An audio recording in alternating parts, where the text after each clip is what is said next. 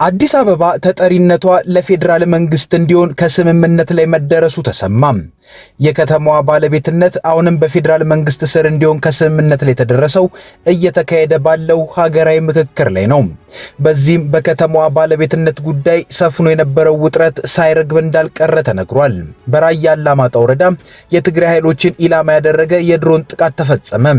በጥቃቱ የሶስት ሰዎች ሕይወት አልፏል። ይህንንም የአካባቢው ባለስልጣናትና የትግራይ ኃይሎች ምንጮች ተናግረዋል። ጤና ይስጥልን፣ ኢትዮ ፍሮንቶች ነን። አብራችሁን ስትቆዩ እነዚህን ጉዳዮች በስፋትና በጥልቀት በመረጃና ትንታኔ ተሰማላችሁ።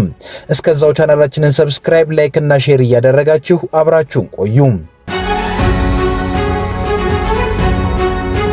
የአዲስ አበባ ተጠሪነት ለፌዴራል መንግስት እንዲሆን ከስምምነት ላይ መደረሱ ተሰማ።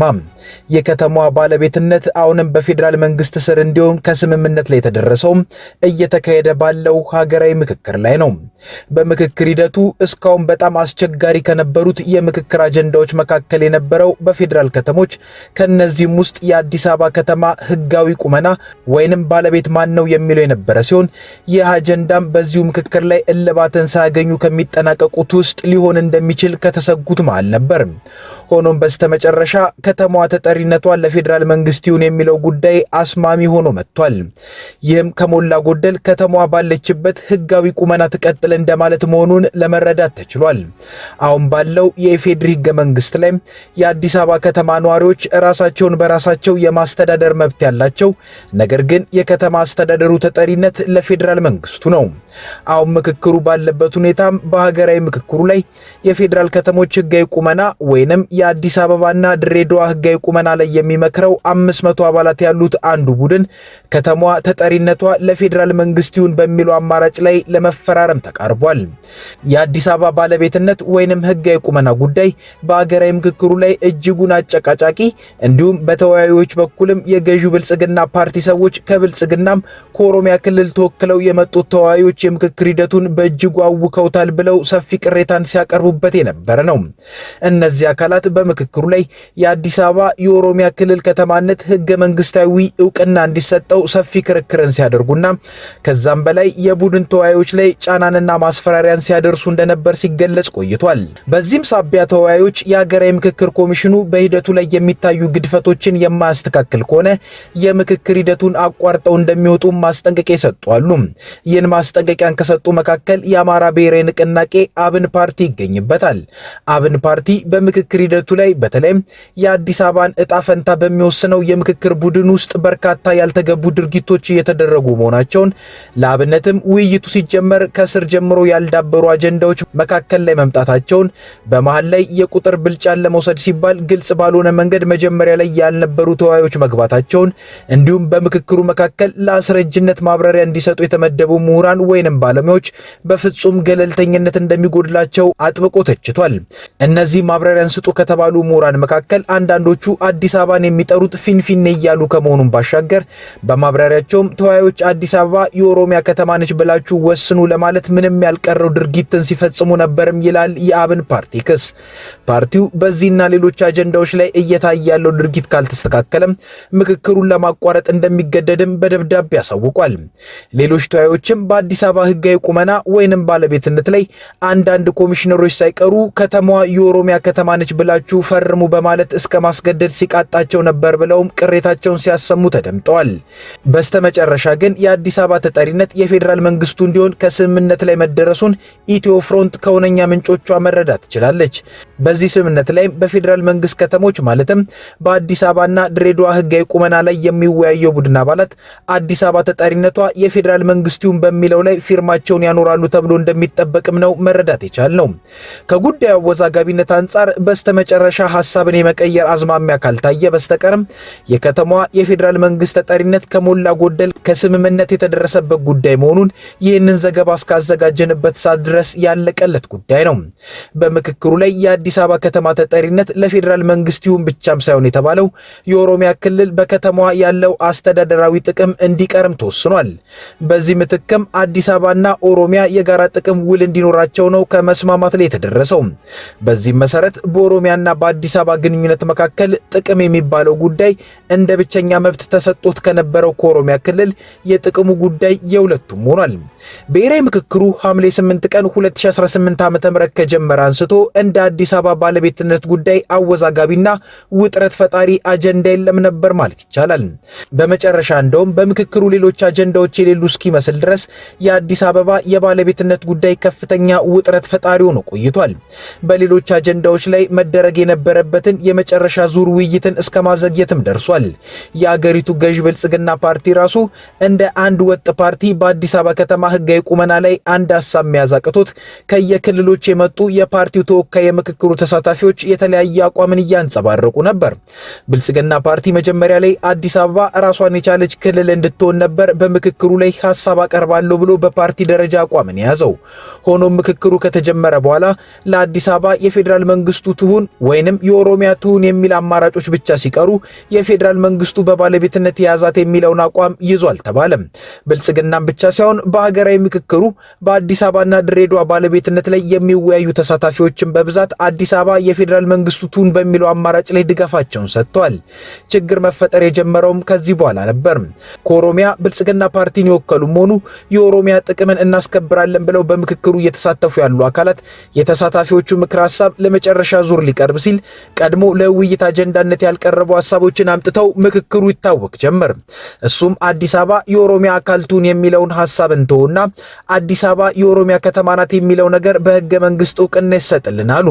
ሌሎች ተወያዮች ደግሞ አንድም መጀመሪያ ለምክክሩ ያልቀረበ አጀንዳ መሀል ላይ አንቀበልም፣ ሲቀጥል የክልል ከተሞች በፌዴራል ህገ መንግስት ላይ አይሰፍሩም ሲሉ ሀሳቡን አንቀበልም አሉ። ምክክሩን ረግጠው ይወጡም ነበሩ። በዚህ ጊዜ ብልጽግና ፓርቲ በበላዮቹ በኩል ከኦሮሚያ ምክክሩን የሚሳተፉትን ለብቻ ሰብስቦ አቋማቸውን አስተካክለው አዲስ አበባ የፌዴራል መንግስቱ ነች የሚለውን አቋም እንዲያራምዱ ማስጠንቀቂያን ሰጠ ተባለ። ከዚያም በኋላ ግን የአዲስ አበባ ጉዳይ የምክክሩ የውዝግብ ምንጭ መሆኑ አላበቃም። በኦሮሚያ በኩል ያሉ ተሳታፊዎች እኛ አዲስ አበባ የኦሮሚያ አካል ትሁን የሚለውን ትተናል፣ ስለዚህ ለማካካሻነት አዲስ አበባ የኦሮሚያ ከተማ ነች የሚለው ይያዝልን አሉ። ይህም በህገ መንግስቱ እውቅና ያገኝልን ያሉት። ሌሎች ተሳታፊዎች ደግሞ ይህም ቢሆን ከተማዋ የኦሮሚያ አካል ነች ከማለት አይለይም ብለው አንቀበልም ማለታቸው ተሰምቷል። ከዚህ በኋላም ደግሞ አዲስ አበባ የፌዴራል መንግስቱ ትሁን ያሉ የምክክሩ ተሳታፊዎች ለውክቢያና ለማስፈራሪያ ተጋልጠዋል።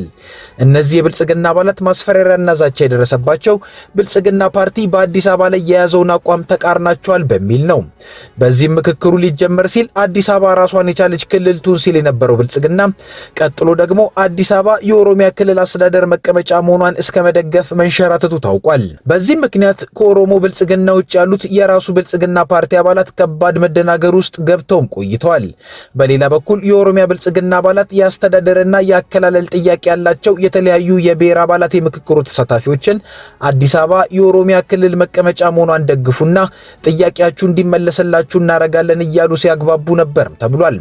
እንዲህም ሆኖ እስካሁን አዲስ አበባ የፌዴራል መንግስቱ ትሁን የሚለው አማራጭ አብላጫን እንደያዘ ሆኗል። በስተመጨረሻም የውይይቱ ተሳታፊዎች አዲስ አበባ የፌዴራል መንግስት ተጠሪነቷን አጽድቀዋል። ነገር ግን የኦሮሚያ ክልል ከተማ ማን ትሁን የሚለው ጉዳይ ወይ በይደር ቆይቷል ወይ ሌላ አማራጭ ይፈለግለታል ብለውናል ምንጮቻችን። በራያ አላማጣ ወረዳ የትግራይ ኃይሎችን ኢላማ ያደረገ የድሮን ጥቃት ተፈጸመ። በጥቃቱ የሶስት ሰዎች ህይወት አልፏል። ይህንንም የአካባቢው ባለስልጣናትና የትግራይ ኃይሎች ምንጮች ተናግረዋል። በትግራይ ክልል የራያ አላማጣ ወረዳ አስተዳዳሪ ጥቃቱ ሲቪሊያን ሰዎች ላይ ማነጣጠሩንና ትምህርት ቤት ላይ ጉዳት አድርሷል ሲሉ ከሰዋል። ትምህርት ቤት ላይ ተፈጸመ በተባለ ጥቃት 3 የትግራይ ኃይሎች አባላት ሲገደሉ 7ቱ መጎዳታቸውን ምንጮች ለቢቢሲ ትግርኛ ገልጸዋል።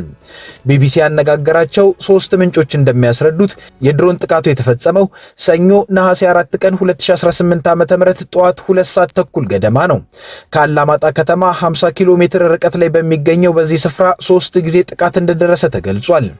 በጥቃቱ ኢላማ የተደረጉት አርሚ 26 የተባሉ የትግራይ ኃይሎች አባላት እንደሆኑ ቢቢሲ ትግርኛ ከወታደራዊ አዛዦችና ከደቡብ ትግራይ ዞን ጽህፈት ቤት ያገኘው መረጃ አመልክቷል። የፌዴራል መንግስት ተፈጽሟል ስለተባለው የድሮን ጥቃት እስካሁን በይፋ አስተያየት አልሰጠም። ቢቢሲ ስለ ጥቃቱ ለኢትዮጵያ መከላከያ ሰራዊት ኮሙኒኬሽን ኃላፊ ኮሎኔል ቢረሳው ሽፈራው ያቀረበው ጥያቄም ወዲያው ምላሽን አላገኘም። ሁለት ጊዜ ጥቃት የተፈጸመው በመረዋ ቀበሌ በሚገኘው ሁለተኛ ደረጃ ትምህርት ቤት ላይ እንደሆነ ምንጮቹ ገልጸዋል።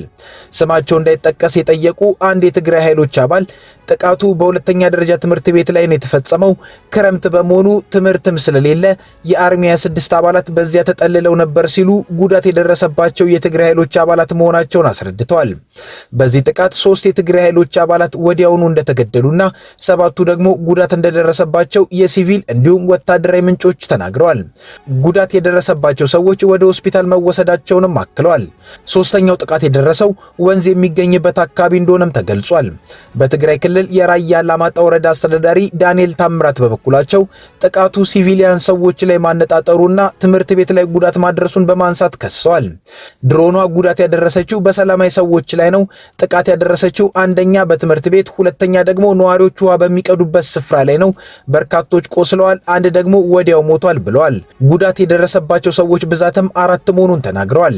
እንደ ፌዴራል መንግስት ሁሉ የክልሉን ስልጣን የተቆጣጠረው በደብረጽዮን ገብረ ሚካኤል የሚመራው አስተዳደርም ስለ ጥቃቱ በይፋ አስተያየት አልሰጠም። ቢቢሲ ትግርኛ ያነጋገራቸው አንድ የትግራይ ኃይሎች ምንጭ ግን ጥቃቶቹ የተፈጸሙት ከባህር ዳርና ቢሾፍቱ ከተሞች በተነሱ ድሮኖች ነው የሚል ክስን አቀርበዋል። አንዲት ድሮን ጠዋት ከባህር ዳር ተነስታ እንደሄደች ያውቀናል፣ ሳትዞር በቀጥታ ነው የደበደበችው ብሏል። ቢቢሲ እነዚህን ክሶች በገለልተኝነት አላረጋገጠም። ሰኞ ዕለት በትግራይ ኃይሎች ላይ የድሮን ጥቃት መፈጸሙን የሚገልጽ መረጃ ወጣው በፌዴራል መንግስትና በህወሓት መካከል የተፈጠረው ውጥረት በተካረረበት ወቅት ነው። ሐምሌ 25 ቀን 2018 ዓ.ም የፌዴራል መንግስትና የትግራይ ኃይሎች ሸረሪና በተባለ የሱዳን አዋሳኝ ስፍራ ግጭት ውስጥ ገብተው ነበር። ግጭቱ በከባድ መሳሪያና ድሮን የታገዘ እንደነበር እንዲሁም ፍንዳታዎችን፣ የከባድ መሳሪያ ተኩስና የአውሮፕላኖችን ድምጽ መሰማቱን የፈረንሳዩ የዜና አገልግሎት ወኪል ኤኤፍፒ ዘግቧል። በህወሓት ሊቀመንበር ደብረጽዮን ገብረ ሚካኤል የሚመራው የክልሉ አስተዳደር በዕለቱ ባወጣው መግለጫ የፌዴራል መንግስት ግልጽ ጦርነት ከፍቷል ሲል ከሷል። የፌዴራል መንግስት ስለ ክስተቱ ይፋዊ አስተያየትን እስካሁን አልሰጠም። የመስኖና ቆላማ አካባቢ ሚኒስትር እንዲሁም የገዢው ብልጽግና ፓርቲ ስራ አስፈጻሚ የሆኑት አብርሃም በላይ ግን የህወሓት ኃይሎች ጦርነት እንደከፈቱ በመግለጽ ከሰው ነበር። የህወሓት መሪዎች ባለፉት ሳምንታት በክልል ውስጥ ባካሄዷቸው ስብሰባዎች ገዢውን ብልጽግና ፓርቲን ለማስወገድ ሲዝቱ ከመስማማታቸው በተጨማሪ በክልሉ መገናኛ ብዙሃን ላይ ተመሳሳይ ዘገባዎች እየቀረቡ ነው። እንዲሁም የፌዴራል መንግስቱ በትግራይ ክልል ውስጥ ስለተከሰቱ ጥቃቶች እስካሁን በይፋ ያለው ነገር ባይኖርም በሚቆጣጠራቸው መገናኛ ብዙሃን በኩል የህወሓት መሪዎች ለጦርነት እየተዘጋጁ ነው የሚል ዘገባ እያቀረበ ነው። በደብረጽዮን የሚመራው የህወሓት አመራር የክልሉን ጊዜያዊ መንግስት ከተቆጣጠረ በኋላ ከፌዴራል መንግስቱ ጋር ከፍተኛ ውጥረት ተፈጥሮ ግጭት ሊቀሰቀስ ይችላል የሚል ስጋት ተፈጥሯል። ከኢትዮ ፍሮንት የዛሬ ጉዳዮቻችን እነዚህ ነበሩ። አብራችሁን ስለቆያችሁ እናመሰግናለን። ቻናላችንን ሰብስክራይብ አድርጉልን። መልካም ጊዜ